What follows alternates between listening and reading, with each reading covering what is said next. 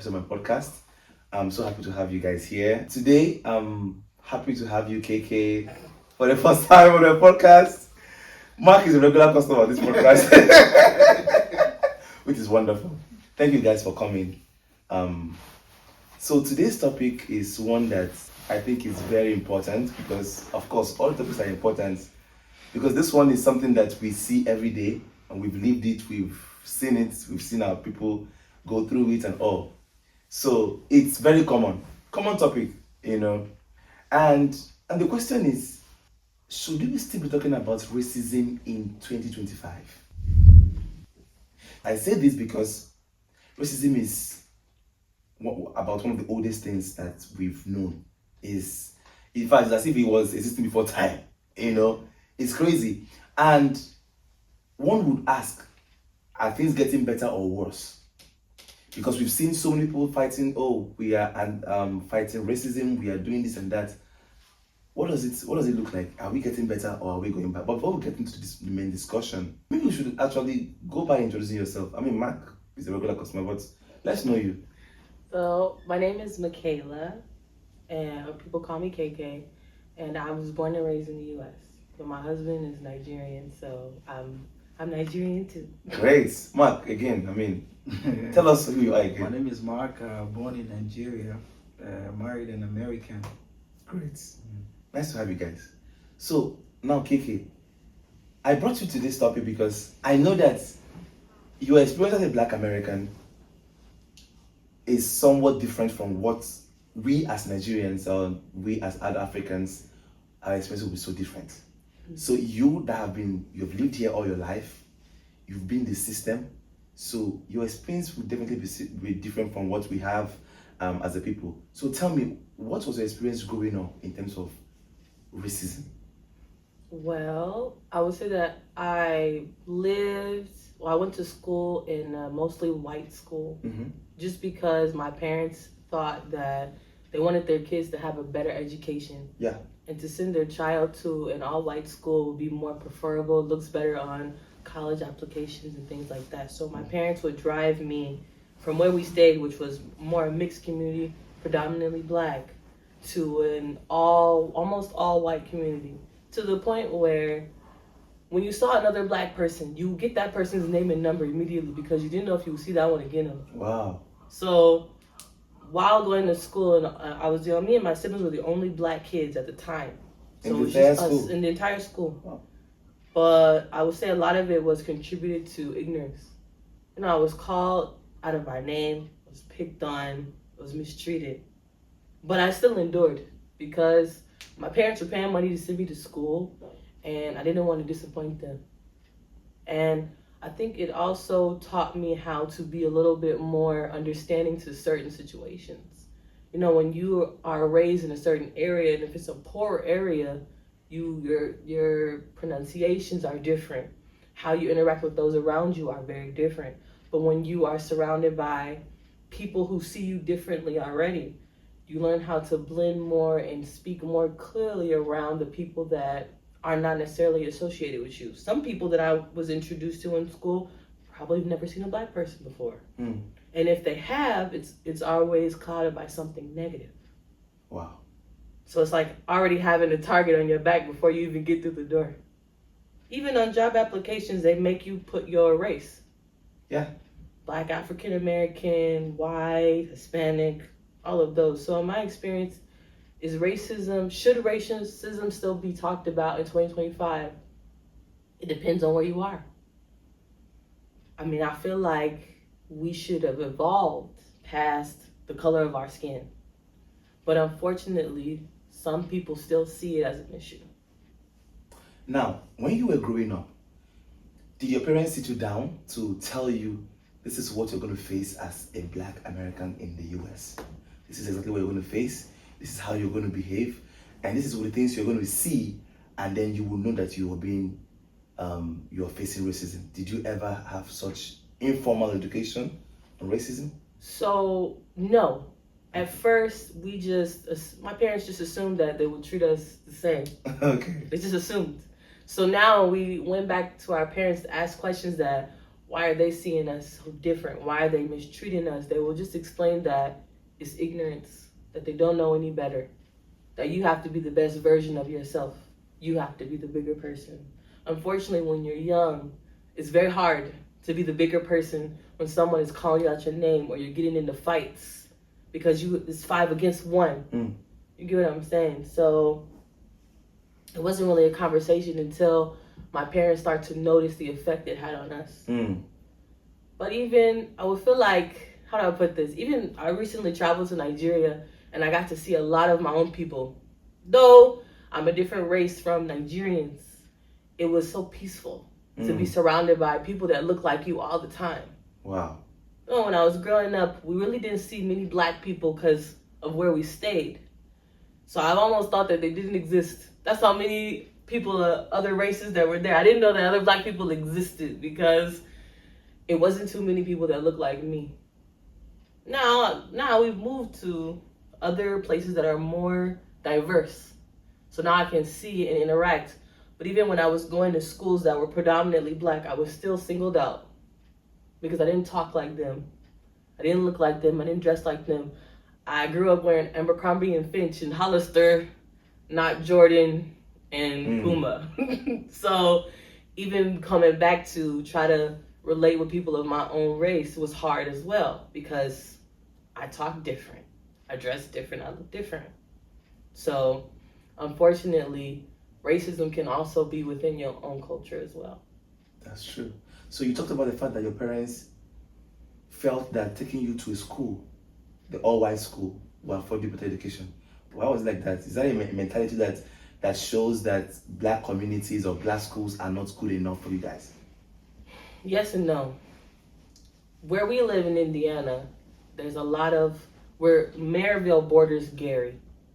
So you don't want your kids to be seen as another statistic. You know, black kids can't graduate from high school, or they have children before they make it through high school, or become a dropout. You get what I'm saying? So to them, having that Valparaiso High School, Valparaiso University, college, colleges would see you like, okay, you're not from Gary. You're not from Maryville. You went to a prestigious school. And so my parents thought that because I had that Valparaiso High School in big letters, that it would make me stand out from the rest of people who are pursuing education. Are those schools bad?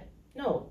But there's a lot of impoverished areas surrounding Gary, and it's a lot of, drug dealing and different things like that. Chicago's right there as well. So you want to make sure that when you're raising your children, you want to make sure they have the best opportunities they can. That's interesting. Mark, let's come to you. You've been in this country for maybe almost 10 years. As an African man, as a Nigerian man particularly, what was your first experience like coming here? First of all, you landed in a very, in a place where you could also say that they were all white people, like all white community. Like, when you were coming, what gave you mind to land in such a place? And what was your experience so far? Like, at least when you came, what was it for you? Well, we came to Valpo. Yeah. And Valpo was trying very hard to make the city don't look like a racist town. Because actually, it is a racist town. I'm telling you. But they actually had linked to the KKK. Yeah, yes, I think I've seen that sign somewhere, in some places. Yeah. So, but they are trying to, make sure it's now diverse. Yes. But to be fair and honest, I've never experienced any form of racism. Surprisingly, I don't know. Maybe I might have, but maybe I don't consider it. Yeah. As racism. I mean, someone might be acting racist to me, but I wouldn't know. Maybe for a fellow Black American, they would notice like instantly that this is racism. Yes. But for me, since I didn't go through what they went through, I just don't see it as racism. One of the things I noticed that would be maybe racism, or maybe they are trying to be conservative. And that's what I call it as. When I was working as a caterer in college, we were like a bunch of like 10 workers. Yeah. I think I was the only black guy. Black African. Of course, the rest 9 are students, all white. Yeah. So there's this supervisor, this lady supervisor there. That when we're on break or when we're waiting to serve the guests, of course, everyone will be on their phone. Mm-hmm. But when I'm on my phone, it's always a problem. This lady always pick on me every time. It doesn't pick on the Paula or the Becky. Yeah. I don't know I forget their names, whatever. But I felt like, why is she only attacking me? Yes. Am I, of course, the only dark person? The other people, she will laugh with them. So I started noticing, does this person hate me? I didn't know it was like hating my skin. I just thought maybe she just hating me because she's not friends with me. So it was getting bad. And one time I provoked, I said, "Oh, die not die. If you try this thing again," I confronted her, and from then, when I confronted her, she had to report to the manager, because then I was ready to lose the job because it was so much bullying. So when they reported to the manager, from then I never greeted her anymore. From then she was now becoming very nice to me. Like before, she was greeting me, I was not even answering. So would I consider that as racism? So I didn't know. It was later I was trying to reflect back and say, would this be considered racist, or maybe she's just being hateful? Yeah, just a human being that because just has a nasty attitude. Because 10 years ago, Valpo was like brighty white. When I say white, you won't see a single black person, even in their BMV, in the Walmart. Yeah. You won't see no black person. I mean, Valpo was very scanty. There's no traffic, no nothing. So that is one thing I have experienced. But apart from that, I think now it's starting to make sense that I've been experiencing subtle racism that I didn't notice it. Like some of my workers, they are white. Yeah. And sometimes when there are some calls I make to the state to make some kind of request. Yeah. Because of sometimes they hear my accent, they don't attend to me the way I want it. So not until I start asking my white secretary to make those calls. To make the call. Once, bam, bam, bam. So I just want, like, it goes fast. When I say, oh, now so. So from then I started using her or whatever to go to, because to be honest, there's one thing I've been asking for somewhere in Illinois. I've called this number, I've left messages for like 3 months. They did not respond to me. So one thing just said, ask your secretary to do it. I asked her to do it. She said, when she called me back, she said, oh, I left a message for them. In the next 1 hour, they call her back. I was Jesus. Oh my God. I've been waiting for 3 months for this thing. Communication. I said, so there's racism. True. There is, there's no white power that is there. Think about it like this. You're communicating well, right? The English is ringing in your ear. It is. African Americans, we also have accents. Like maybe we have. Oh, definitely. I noticed that one. We may have what's the word I want to use? Like accent for the different places we come from. Right. But whereas you hear my English, does my English sound like your own English? No, it doesn't. No, it's, how do I put this? I've noticed at a young age that when the communication, when you're seen as a black person and you're projecting your voice too loud, white people get scared. Like they'll say that you're belligerent or you're attacking them, right? But when you talk like this, like if you, like the thing I would say to use when you're on the phone with them, you'll think of the whitest person you can think of and how they sound. Oh yeah. If you communicate with them the way that they are used to communicating with their own people, they'll be looking at you differently. Even when I go to interviews, when I'm going to like interviews and I have other, African American people applying for the same job that I'm applying for, based off the way that they use their English, I've already gotten a job because my communication is better at a higher quality. Only probably because I went to school around white people. Yeah. But if I were to go to school around other African Americans that are more poor or impoverished than I am, I would talk differently based off the people that I'm surrounded by. What you just said, it makes a lot of sense, because the accent thing, I realized, in fact, the first time I met your wife, I realized that it was just different. It's different. From the other people I've met, like the way they speak is just totally different. right? So, and it makes a lot of sense to me. Now, back to what you were saying about the fact that you didn't really notice a lot of, maybe even if someone did that to you, you'll notice it. Yeah. I didn't think, for me, I have the same mindset. Because for me, I told myself that in this time and age, nobody should be talking about racism. Because, number one, I'm a Nigerian man, I'm African. Like you rightly said, our experience is different from what the Black Americans have experienced. Yeah. Now, it seems to me that they still have the trauma. They have lived through this system and it's part of them. So the feeling is different. Yeah. Yes. So when someone sees me, so when the policeman flags me down, the first thing that comes to my mind is not, oh, because I'm black, or you're flagging me down. I know that if you're flagging me down, it's because I might have broken the traffic rules. That's the first thing that comes to my mind. Yeah. So when I go to a place, when I apply for a job and you bounce me, what comes to my mind first is not because I'm black. No, what comes to me because I'm not qualified for the job. So I feel that by having that mentality, I don't think it's just me, but maybe people that come from, maybe the Africans that come into the US or other countries have the same mindset. It's like we don't have that victim mindset, I would say.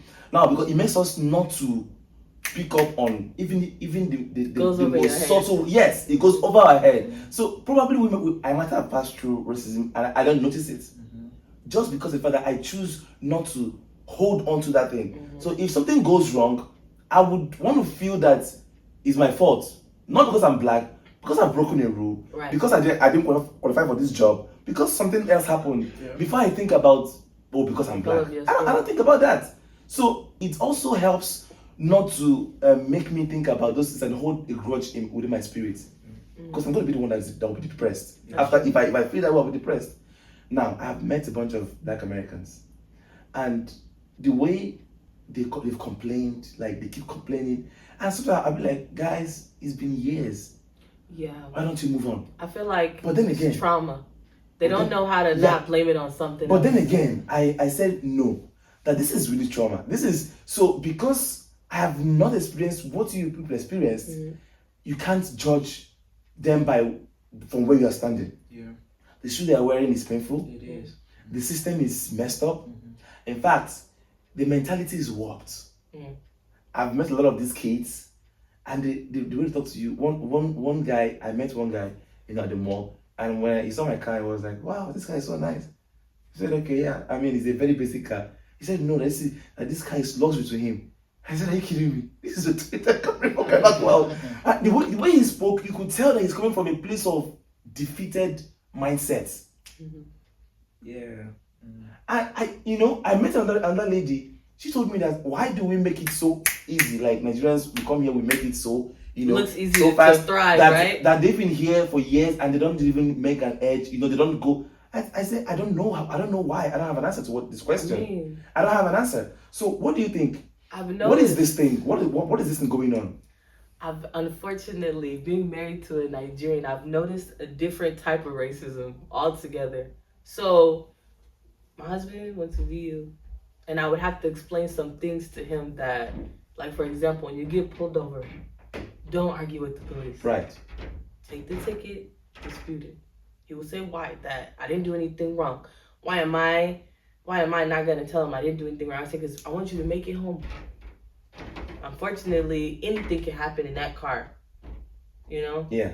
And I don't know if they're gonna hear your accent and change their mindset of you. I've noticed that with Nigerians, especially coming to Valparaiso University, all the opportunities you guys have is past the ones that we even get. Like, I've seen people that are willing to help you, that are willing to house you, that are willing to, look past where you come from and help you with genuine hearts. Yes. Because in their minds, when we see Nigerians, the only thing we have to go on is the starving baby commercials. Like a penny a day for the starving baby in this country in Africa, or there's a lot of churches that do missionary work in Africa. So that's mostly what we can reference. Yeah. But an African American, on the other hand, is seen as a bad person or a robber, or they're gonna steal something from you. You get what I'm saying? Like we're labeled as an unsavory person before they even get to know us, before we can speak our own So names. there's a preconceived judgment. So when they see you, they say, "Oh, starving babies. They need help. Like, we should help the starving true. babies." That's true. The starving babies he's Yes. talking about Mhm. is real because when we came here, fresh from Africa, Yeah. we look like Looking different. hungry people. Yeah, So- Please, I was looking on when I came. So I'm telling you, if you look at my pictures back then, and yes, you're true. The reason why I believe that because of some of the people, not all American, but some of the people who took us in, like Yeah. try to show us Valpo. It was more like from a pity aspect. Yes. Exactly. Yes. Because Yes. when we're evolving, trying to get into the system, once they see that, these guys are getting fresher, they push us away. Hmm. So that's what I noticed. I said, so you were using Charity. us more like a charity case, like this poor people. I'm helping the Africans. Yes, because they were introducing us then, taking us out. But when we started knowing things, Mhm. they just cut us off like The view cold has turkey. changed. And I'm like, what is going on? Like, what is it supposed to be? So you are very right about the view. They feel pity for us, and they treat us better than the African Americans here. And once they cop just hear our accent, when they cop pull me over, I take in my accent more. Officer, Mhm. what is here? I am very, very sorry. I will make sure my accent is There. because once they hear your accent, now the cop knows they are dealing with another country, Yes. which they don't want to start. They know this is not American, so Yes. they want to be very diplomatic With at you, that yes. point. Yes. So they're very, very open. They're very soft when they see a foreigner with another accent at that point. But if it's a Black American, they have to worry they are good. They will get shot at that moment. Mm. Or the approach that they're using. See, yeah. So that's why I say most of them are the trauma is already there. No, you can't even take it out till tomorrow. Once a cop pull them over, they're always scared for their life, and that's something we Africans will never understand. We would never understand that. We'll never Even when you understand. date people from like Mhm. other cultures, like I've dated before I married, I dated some white people, and if you try to explain to them what racism is, they'll be looking at you like it doesn't exist Mm. because for them it doesn't exist. Right. Yeah. They don't have to worry about leaving a door open or domestic. Well, I'm not saying that there's not domestic violence in every relationship, but if it's a Black man and a white woman, Yeah.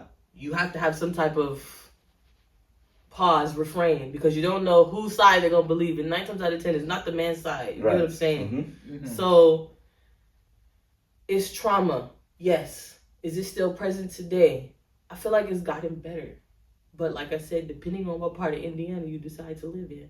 I've living in Valpo as an adult.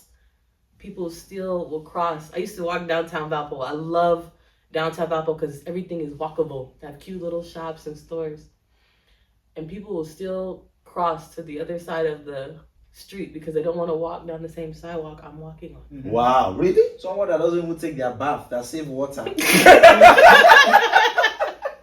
They won't take a bath for 3 days. They will seize their breath if you walk past them. No So they way. don't take a sniff. No way. I'm telling you. This is crazy. It's very Like- because sometimes they think our skin will smell. That's just it. Oh, because we we shouldn't don't go there. I know. We use So the we best shouldn't even go skincare. there. I swear. So really, it's very. Though she's right, it's getting better, but I feel the generation they will be wiped away very soon. So because Gen Z, this racism doesn't even make sense to them. Yeah. Their parents have tried to teach that hate, but it's not working. It's not working. So I believe that generation, that boomers generation, once they go, millennials is better. No, millennials is half and half. Yeah. Some are kind of racist. And right now that people are getting married to different races and people are mixing up It's and everything. US. Is it surprising? but Right. still, there is the racism in high places would be the white power. White power in the sense that they are at the top of every food chain Right. in this country and in the world. For example, if you want to apply for an application, Yeah. if you have the whitest of name, Yes. they will pick you. If your name sounds just a little Black American, Yeah. like one of our friend, God rest his soul, Shedrack, his name is Shedrack Green. The name sounds very white. Oh yeah. He has gotten a lot of Opportunities. because Yes. of his name. Mm. He said once he show up like this, are you They'll- Shedrack they'll- Green? they'll try to And And they already gave him the job, so there's nothing they can do at that point. Even my wife, my wife is mixed. She's Yes. the Lighter version. Lighter version of Very it. lighter Yes. and version. her name, she lived among the Kylie. white, so she grew up in the white side. Community, yes. Her name is very white too, Kylie Brothers. Mm. And no matter how light she is, she can still differentiate her from From the rest of the from the people. white person. Yes. So once you show up for a job, once you apply for a job, she gets it the next minute. I'm Wow. telling you, because of the name. And once you show up, they'll look at, oh, are you Kylie brother? And she has the white accent too. Oh yes, exactly. Okay, so it's helping her like that. But once a black person, maybe Jaquan, Kwanisha. It's a Kushana. It's a Kushana. The application will be there. Imagine a Tekushana want to apply for a job in Target or white Target. And Right. the name comes, Exactly. And you see a Becky Bryan or something. Whatever. You see a Becky Michael. Bryan and a white person is trying to apply, accept a Becky Bryan or a Takushashana. They will throw away Takushashana because they know this Takushashana is Definitely black. not what. Yes. Yes, so that's just how racism is played in high places. It's still very, very eminent till today. If you see some top level positions in this country, it's being rigged to be for white people. All the top positions systematically keeps the black Out of the out system. of it to be leaders. That we agree. There's racism there. And some of the black people, they are tired. They're tired to fight. They're just like, I give up. White people, okay, you guys are the owner. I just want to survive. That's why sometimes I don't blame them. They're tired of fighting to get them because maybe sometimes they have struggled to get there, but 10 times it's harder. not working, and they just give up. Sometimes it's easier for us Africans to say, why don't you just rise above it and just forget, Bro, like exactly. But Yes. when their friends or their father is telling them, son, I tried, I can't get to this level. They're inspiring their son not to fight more. That's just it. It's very hard to see a wealthy black person. You can count them actually. Now I have this friend of mine. All right. He's in college right now. He's black, of course, black American. So one day we went out together. We were driving together, and then he was telling me that he likes my guts. Like I told him, I don't have any guts. Like this is who I am. Like he said no. That he has noticed that I'm not like the way I talk, I'm not like someone that is afraid or someone that is in a place in a city where all white people and all. I'm like, bro, I don't care. Ask you a question. I don't. So he told me that one day I invited him for an event. I have a friend of mine who's a cop. So he used to be in my class when I was having my masters. So the guy is actually like number 2 police guy. So he's of course white. So I invited my friend, my black American friend, to this event, and when he came, it was an all police men event. Oh. And the moment he stepped in, he said no, he has to leave. I told him, what? He just got here. He said no, that he's traumatized. That he has had several events with policemen that gave him trauma, and he actually left.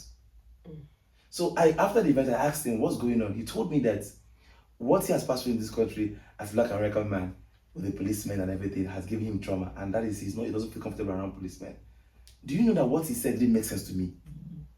Because I don't know. Your friend. I didn't even know what he was talking about. Because for me, I can walk into a room, white head, I don't care. Do you understand? So that's the point. So I think that these things also leave trauma to people. Does your friend come from a 2-parent household?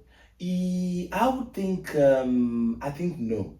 I think That's no. another thing that it contributes to trauma. A lot of Black African American people come from single parent households. And like mommy and daddy are always there. Yes. Daddy is there to instill. That's how you're gonna move in the world. Right. That's how it benefits you. But a lot of men in the U.S. are raised by women, and they're impoverished. They're raising their single mothers, raising their children. And unfortunately, even me, I come from a single parent household. Do I know my father? Yes. Was he present in my life all through my life? No. So even with my own son, I've noticed I already knew the importance of having a male influence But to have a father present in your son's life contributes to the confidence they have in themselves and how they carry themselves as young men. Yeah. I'm not saying that women, we can only nurture them, we can only protect them. But the men you guys are showing your sons how they move in this world. And unfortunately, most Black American, African American people don't have that luxury. Right?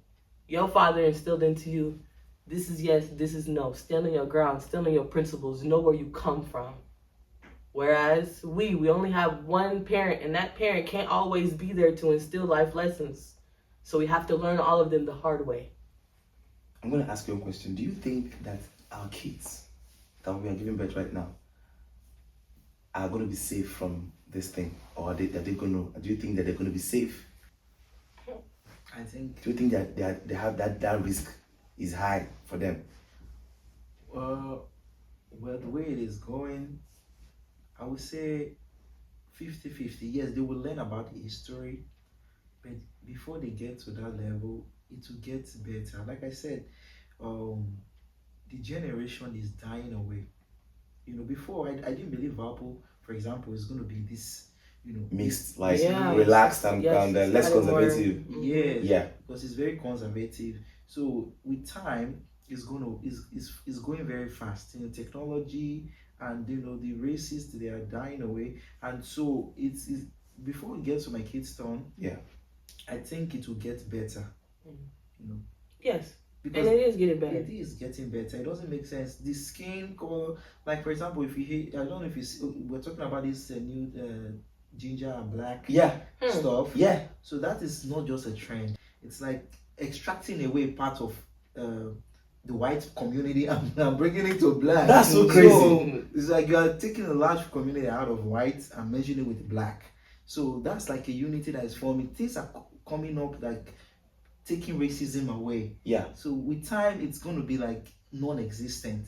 So we're just getting there. Also, I was going to say a difference between being conservative and being racist. What I was thinking before was, is racism conservation? Yeah.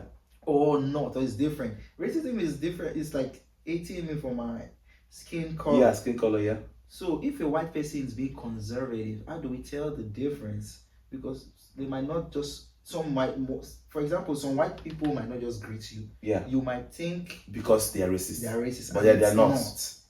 There's a thin line between those two. They may not know you, or There's a thin maybe they line. don't want to offend you. Yeah. You know? There's a thin line between But those two. we play the race card a lot. Yeah. A lot. Yes. We don't just know, oh, this person is racist. Exactly. And it's not like that. So It's not, yeah. So to be fair to the white people, not all are racist. Some are conservative. Yes. They just want to keep their population because the white is getting extinct. Yeah. And they want to preserve their community. Conservation is not bad. In Nigeria, we're also conservatives. Yeah. Where I come from, we can't say another land to another. Yeah. tribe. In Igbo land, you can't buy another land, and in Igbo land too, you only marry Igbo. Most families do that. Yes. Most families, not all. But I mean, those things are relaxed a bit now. It's relaxed. Yeah. Same thing here. The white people want to marry, want their their children to marry fellow whites. their fellow white, not because they hate the black skin. Just because they want to preserve that. Yeah. Their lineage. Why some people they actually hate it. So that population of people that hate, those are the people that are really, we wished for them to get extinct. So that that's just Now, let's come to something else that I think is very important because this one is, I didn't even know about it until I came here. I started hearing that there's this rift, it's like an age-long thing going on between Black Americans and Africans. What is going on? I think. Because they And feel I'm married to one. So they feel that, because I've heard a lot of things saying that we hate you guys and you guys hate us. So saying that that we think you guys are not lazy people, that we think you guys don't want to work, and then you have baby mamas everywhere, everywhere. And then you see, so there's this rift going on. So in fact, I've been on different spaces on X about this topic. People discussing. In fact, there was a war. That was what I was on. There was a war war. between Black Americans and Africans, Nigerians in particular. So there was this rift going on. So what was it for you before you got married to a Nigerian? Did you have any of those mentality about Africans generally? I think it's jealousy. From who to who? Let's say, okay, for African Americans, Yeah. when you see Nigeria or African people doing well and you bear the same color, Yes. like Mark was saying, you've noticed that some opportunities, because when you start using your accent, people now change their tone. Yeah. That, oh, y'all not black, oh, y'all the starving babies. Yes. So, Babies indeed. I feel like African Americans may be upset that because you're not, I don't want to say oblivious to racism. Yeah. But it doesn't necessarily affect you personally. Mm-hmm. You have a better leg up to get more advantages with life. For example, when you came for university, a kind couple took you in, right? There's black people 30 minutes away. Right. They could have helped. You get what I'm saying? Like 30 minutes away, you could have helped someone that was struggling, or that positive influence would have helped someone. Not saying that they're not more deserving. You also deserve it, right. But because you're African, they're more welcoming to you than someone of color from here. You get what I'm saying? So I feel like maybe it's jealousy that you guys have more opportunities than the people who are here. Though, for them, that's something. I feel like for Nigerians, because they don't have the experiences that we have, it's like, how can you sit in the house and let your woman work while you stay at home? Like, that doesn't make any sense. Yes. Like, how can you not help with your child and that's your seed, that's your legacy? That doesn't make any sense. You get what I'm saying? But socially, it's acceptable. Should it be? No. But socially, it's acceptable. So I feel like Nigeria is looking like, I wasn't raised like this. My parents did not instill these principles into me. And the African Americans are looking like, parents where?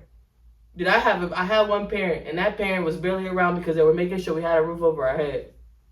So I feel like it's just ignorance on both sides, because you guys don't know what we passed through, and we don't know what you passed through. Yeah, I think that makes sense. So, but then, having been married to a Nigerian for how many years? 8 years. 8 years. That's massive.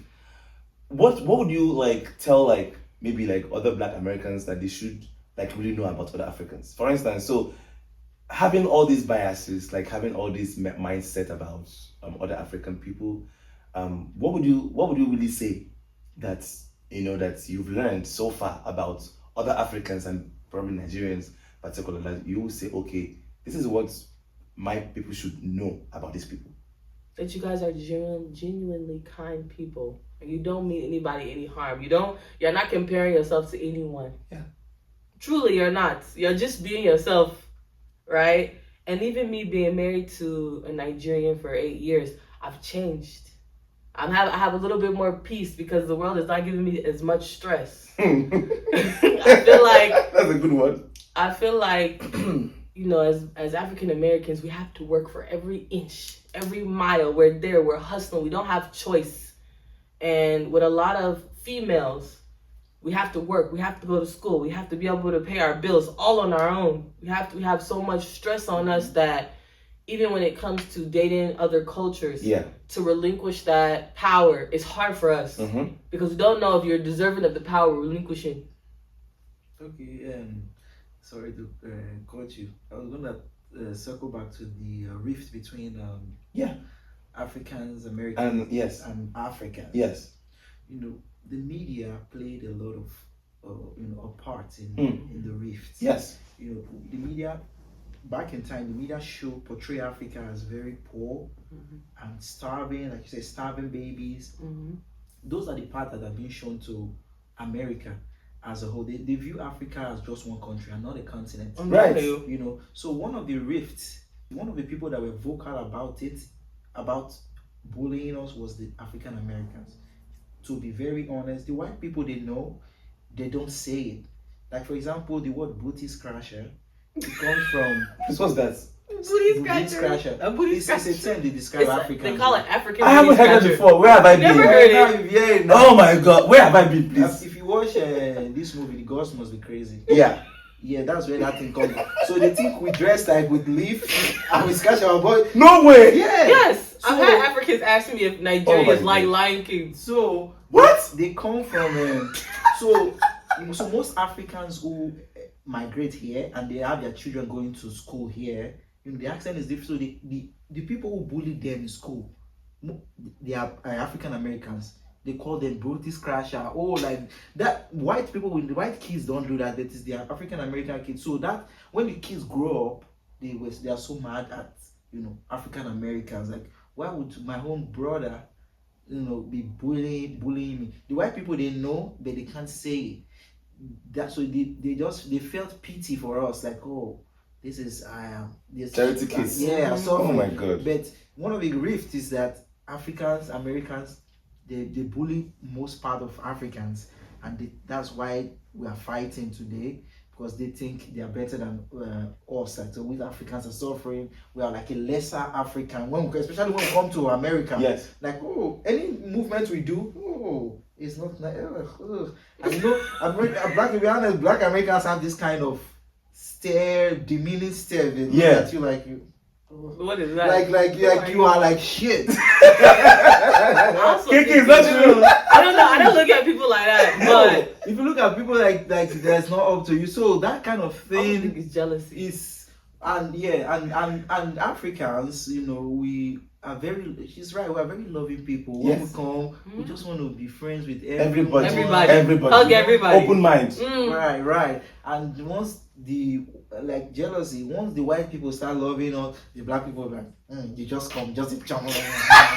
You didn't pass through anything. You're I jumping think- to the white people. I That's kind of think fun. culturally it's the same too, because think about it. Most Naija, even Nigerian American, 2 parents.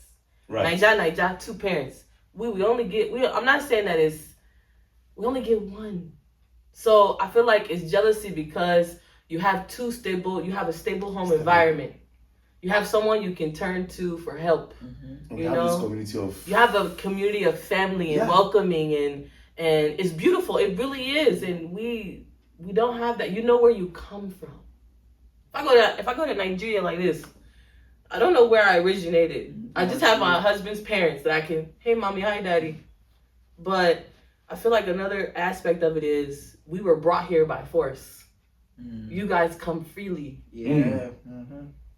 So I feel like it's jealousy too, that you know where you come from, you know where your roots are, you know where you originated. We don't have that luxury. You know when people do this DNA testing, 2% German, 2% Mali, 2% Europe, 2% 2% African. this, here and there, and no one really knows where they're from. No. So they really go by the highest percentage of what the DNA What's in is. there, yep. Yeah. So someone's like, oh, I'm 60% this, and then I'll go with that. Or some people say I'm not racist because I'm 10% black. Right. They just try How to- can I be racist if I'm 10% black? Yeah, I think culture plays a very, very huge role. Me, I'm happy to be a part of you guys' culture. I truly am. I'm so happy that my son has a village. I'm not saying I don't have my own people. Yeah. I do. But I'm happy that I've been fortunate enough to get incorporated into something new. be incorporated into such a big family. And I think that what a lot of African Americans don't understand, that once you get to know a Nigerian person, that person is your friend for life, regardless of what you're passing through. Unfortunately, in the culture that we're in, people are as thin as paper. I mean, most African Americans, we don't carry friends. But Nigeria, they have friends though. Everywhere. Everywhere, every Yeah. state, there's a friend there. There's someone you can call to help you with this one. I mean, just the way you men network. My husband will be calling his friend, oh God, I don't know how to do this one. No, it's okay, bro. This is how you do it. This is how you lay it down. This is how, and we don't have such communities. Every man for himself. We're hustling for ourselves. Even our families are singular. Like, for example, if Mark's brother calls him today, Baba, I need money. Mark won't even think about it. He'll just send him the money. Will he ask for it back? No. But in most African Americans' case, if you can't hustle in the U.S. by yourself, you don't deserve to call yourself an adult. You're expected to hustle by yourself and be able to hold everything up by yourself. And if you go back to your mom's house because you can't manage, it's like shame. You get shamed. Society shames you like, can you call yourself an adult and you're living in your mom's house? But most Nigerian people, they stay in their parents' house till 25, 26. Right? So I think I'm serious, yeah. the village that it takes to raise you really plays an impact on how you view the world as well. Because I'm telling you, from the bottom of my heart, I'm so fortunate that my son has such a stable man as his father. Such a humbling man. So a man that can work out situations and problems and not let an argument or a disagreement determine how his son's life is going to go. I know that regardless of what happens to me, my son will be very well taken care of. And that's a lot of peace that's peace that a lot of Americans don't know. Everywhere we're in fight and flight mode at all times because we don't know that if our 10-year or 15-year relationship is going to make it to 20, or will our spouse wake up one day and decide they don't want to be with their children anymore. You know, so I feel like we should just love one another, and if we don't know about another culture, get to know them. Right. Any Africans I've met, Jamaican, Haitian, generally nice people, very kind people. African Americans too. Not all of us are mean or bad or evil. Yeah, that's true. That can be some of the most kind people you meet. You just have to start a conversation. I see everyone as black. I don't know, but I don't know if they see us as black, like one. Yes. I see Black American. I see him as my brother. I don't see them like different. Different, yeah. But I don't know if the feeling is mutual. It's mutual. That's the issue. Just like you said, KK, but they said that what I said, that they say the same thing too. They say we don't see them. That's right. So I just feel that there's a miscommunication between us. I feel there's a miscommunication. Yes. Someone needs to have a conversation to say, guys, we are the same. Nobody's fighting anybody. We are not saying you guys. I mean, I understand that people picture this whole thing that's going on in your community. Oh, they don't want to get married. They just give birth here and there. Have babies everywhere. They're so lazy. I know those narratives are flying up and down. There's right? some people that are actually like that though. No. People that like that. Of course, we've seen We them. still have it in Nigeria. Yeah, we do have this baby mama. We do have them. Just that it's not like our culture. It's not common. We are not like a special breed that live there. But comparing the two, it's not as bad. It's not the same. It's not our culture. It's not part of our culture. We still have our own fair share of suffering too. We do. Africa, obviously, we do. But we didn't let that determine how. Yes. But here, you're right. There's a culture of laziness, Yes. because if the system, you have everything that can actually make you. That's how you see it, though. I know, that's how I see it. So if you think resources, the mindset. Yes. I was like, okay, why are you here? Why are you exactly? And I've gone to Nigeria and I've seen it. Now you saw me have a first-hand experience. I hate for people to make the mistake that Nigeria and America is the same, because it's not. Nigeria, I've seen people suffering. I've seen people on the side of the road making makeshift shacks, putting POS on the side and selling like one item or two items the whole day. For the whole day. They're out in the sun burning to try to make one penny. The $1 that I so easily spend, they're hustling to make that one. I've seen struggle, man. So I do see why Nigerians come here and like, you got all these, because we got plenty of jobs, plenty. Nigeria, you have to know someone, to know their uncle, to know their dad to get a job somewhere. And everybody's working for themselves, trying to make a living for themselves, because they can't even make enough to pay their own house rent for the year. So unfortunately, I do understand why the stigma with Nigerians, because it's like first of all, you can work. Right. We don't even have that free opportunity at home. Yes, you can work, but what are you working for? My sister-in-law, she works a 10-hour shift to be able to afford her own every day. 10 hours. Every day. To Monday through Sunday, to be able to afford to live on her own. Which some either you go to school, you don't go to school. It's not like a priority in Nigeria because money talks, right? So I do understand why you guys come over here and you're like, there's jobs, you can work, you can hustle for anything you want. There's endless amount of hours. As long as you can put in the work, you can have what you want. Yeah. And then you see us like, so why aren't you taking advantage of that? I don't get it. But we're over here sad and butthurt because we got a social stigma on our back. But we weren't taught how to see past our trauma to get things done, unfortunately. Should we? Yes. That's exactly what you need. Yeah. We need to be able to see past all that. Hey, look, Yeah. as long as I'm collecting this check to pay my house rent, I'm cool. Regardless of what somebody say about me, my bills are getting paid. I'm cool. But unfortunately, we like to make excuses for why we can't do something. Mark, what advice would you give to someone that is coming in here, like probably Nigerian, coming in terms of trying to fit into the culture and trying to also not maybe focus more on trying to be that victim, to have that victim mentality of, oh, anything that happens, you throw the race card. What advice will you give to such a person? You mean like a Nigerian coming? Yeah, coming here, yeah. Well, a Nigerian coming here, I won't. You know what? I won't. We didn't see it. I wouldn't. They would not. That's what I'm saying. Some people actually We'll take it and run with it, right? Yeah. Some people play the race card. Even so, when you as little as applying for admission and then you get bounced, you be like, oh, these guys are racist. It's cool, you know. There's some things that happen that people play the race card for. Not everyone is like we are really above. Yeah, you know. It's just they said that person have a preconceived notion about racism. Yeah. Just like you said, what media says, what media shows to the Americans, there's also something that they show to us, and the story that come from here. Yeah, that like go back being married to Americans, exactly right? that. So it comes both ways. It's true. It comes both ways. Anyone that is coming, any foreigner coming here, well, will definitely have their own experience. You know, they will not notice the racism except they already had their mind to predisposed to in it. America, in Black American communities, they call it the talk. That's what they call it. Whereby as the child is growing, you will sit the child down and tell them about it. Yeah, you are black. The system will be bad, to you.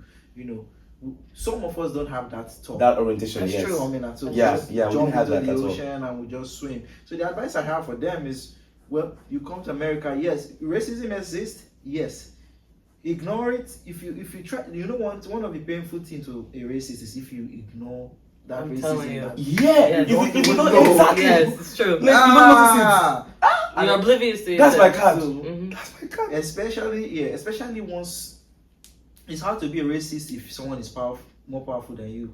You know, like if you are supervising someone who is a racist, if you are above that person, it's very hard for you to be noticed. Yes. To even notice. Yes. Like, so if except the racist is in power, yes, that's when you will notice it. So I would say strive hard to get to the top, because it's a poverty. I would say a racist person, a poor. I would say there's a racist person cannot be poor. I would say a poor racist person is not a racist. So, I mean, why are you poor and you're racist? Those two can go together. They cannot go together because it's stupidity. Exactly. There's no power there. Yeah. You can't say, I hate your skin. And you're living in a trailer and doing trash. Mark, You do see it though. You do. I can't see a poor. You are poor and you're racist. How? It doesn't make sense to me. Oh my God. Okay. So yeah, that makes sense. There's no power there. Yeah. So racism is a power. That's what I'm saying. Okay, you have power to say, okay, your skin is like this. I will not give you this job. Yeah. So if you want to be racist, have some power. And if you want to fight racism, success fights racism like crazy. Without you moving a finger. Yeah. Well, once you are very successful, once a they racist comes like this, you will mash up. Because now you won't give a job now. Yes. If you have to give a racist job, it will hide that racism. Mm-hmm. So strive for success. Success is a very big antidote to racism. Yeah. So that's what I'm saying. Thank you guys for coming. I really appreciate your input. Thank you for making this session wonderful, very engaging. Thank you for bringing your experience to bear. And thank you. And I hope to see you guys next time when when I have something good for you guys. So thank you, KK. I appreciate you. Thank you, Mark.